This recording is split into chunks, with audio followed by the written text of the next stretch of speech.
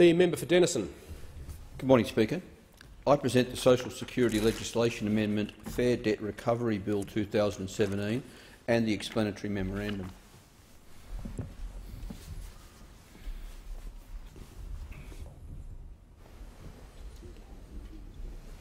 The Clerk. First reading a bill for an act to amend the law in relation to the recovery of debts from payments made under the Social Security and Family Assistance Law and for related purposes. I call the member for Denison. Mr. Speaker, I move that this bill be now read a second time. Speaker, there's obviously been a considerable amount of controversy over the last few months over what is being widely described as the Centrelink debt recovery debacle or fiasco. And there should have been much controversy over this, Speaker, because we have known for a long time now that Centrelink is sending out in the order of 20,000 debt notices each and every week, and something like 4,000 of those, about 20%, about 1 in 5, are wrong. And we know they're wrong. The government knows they're wrong. The department knows they're wrong, but they are still being sent out. And we also know that this isn't a problem that has virtually run its course and will just go away, and the government will be grateful for that, because, in fact, the fiasco is set to get a whole lot worse because this year the data matching to achieve debt recovery will be expanded to include recipients of the age pension and the disability support pension. So this is a fiasco already of great significance and causing great hurt, but one that is about to become a whole lot more significant and that is going to cause a whole lot more hurt in the community.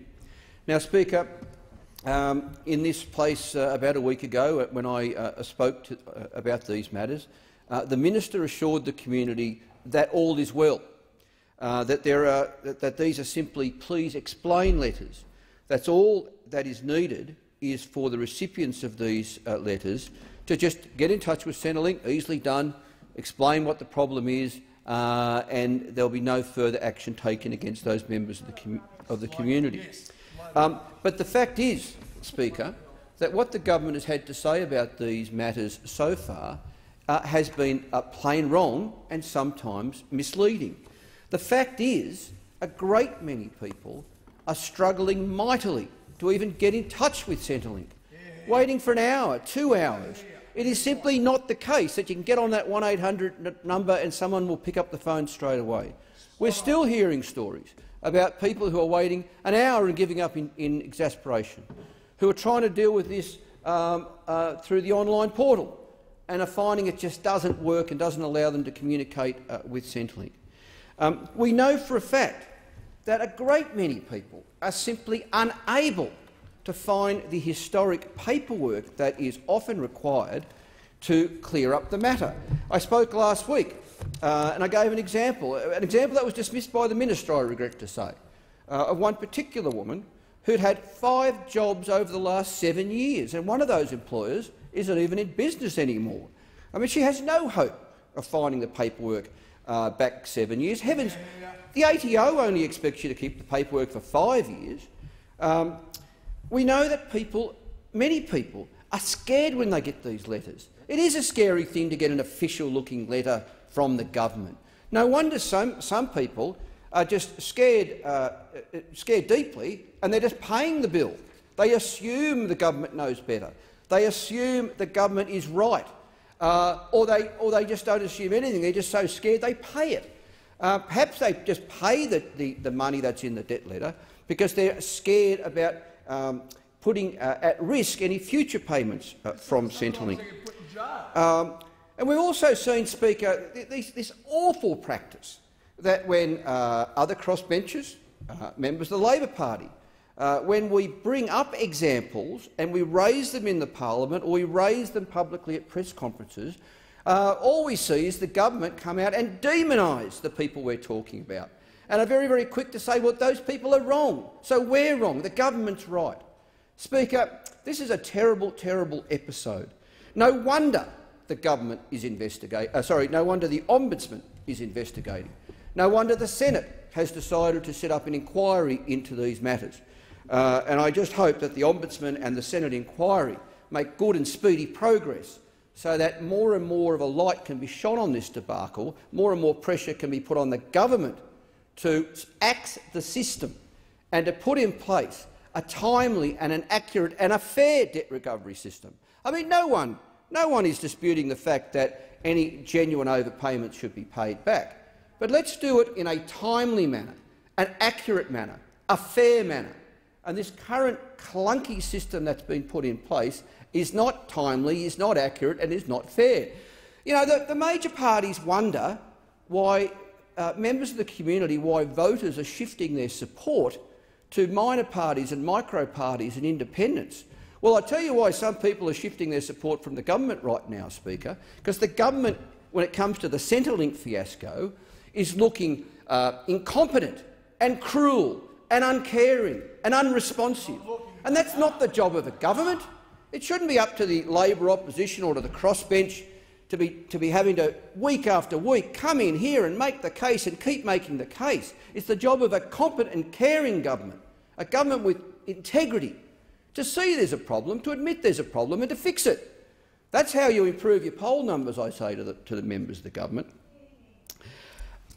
Speaker, on a positive note, there is one little positive note here. I was pleased to see a few weeks ago now the minister did acknowledge that it would be helpful that if in future no debt recovery action would proceed while people are having their alleged debts examined and any concerns examined and reviewed. That's a good thing. And that brings me to the substantive matter here, and that is the private members' bill, which I now have before the parliament, which in essence seeks to formalise and legislate that commitment from the government, to formalise and to legislate that from now on, if anyone is disputing an alleged debt, then in law no debt recovery action will proceed while that review is occurring. Now, I think that's an entirely reasonable thing, and it's entirely consistent with what the minister said only a few weeks ago. Now, I'm disappointed, Speaker, that the minister isn't in the chamber for this important bill. He, or at least his staff, would know that I'm in here trying to progress this matter. If he is fair dinkum about that commitment he made that people would be left alone while their matters are being reviewed, if he was fair dinkum, I think he would be in here. Hopefully he's at least watching my little 10 minutes of talking on his television, or hopefully one of his senior staff is doing that, because I can see absolutely no reason whatsoever why the government wouldn't support this bill. If the government does not arrange for this bill to progress to a full debate and to a vote, and if the government doesn't support this bill, then frankly, Speaker, it will mean that everything the minister said a few weeks ago was hollow or false. Because the fact is, a few weeks ago he did say that from now on all debt recovery action against a member of the community would be put on hold while their matters were being reviewed, and that's all this bill seeks to do, Speaker. So I'm actually quite hopeful that the government will see fit to support this bill. I suspect the opposition and the crossbench will support this bill. I don't mind if it's amended. I don't mind if it's improved. I don't mind if the government actually grabs it and puts their name on it and progresses it as their own bill. All I want is the outcome. The public interest would be best served by the outcome. So I say to the minister, get behind this bill, or at least progress your own bill in its likeness. And let's not forget, Speaker, let's not forget why we are doing this. Let's not forget why so many of us are trying to keep the pressure up on the government to axe the debt recovery program and to put in place a timely and an accurate and a fair replacement system. It's because this isn't about statistics. It isn't about just big numbers, 20,000 letters, 4,000 letters. This is about real people. This is about people we walk past in the street. This is about our mums and our dads and our brothers and our sisters, or our sons and our daughters, or our friends, or the people we are supposed to be serving. None of them deserve to be treated like this, Speaker. None of them deserve to be treated like this. Remember, the most important role of government is to look after the most disadvantaged members of the community. And this is an example of bad public policy that is targeting the most disadvantaged and vulnerable members of the community. I call again on the government to support this bill. I'm hopeful that the opposition and crossbench will support this bill to at least formalise and enshrine in law the commitment the minister gave only a few weeks ago.